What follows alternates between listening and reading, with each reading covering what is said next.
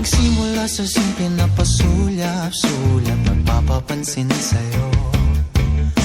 Umabot sa palitan ng mga mensahe, kilig na kilig ako. Kumusta, kain na, hello, magandang umaga.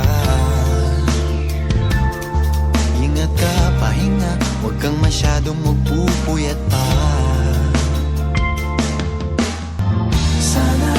Sana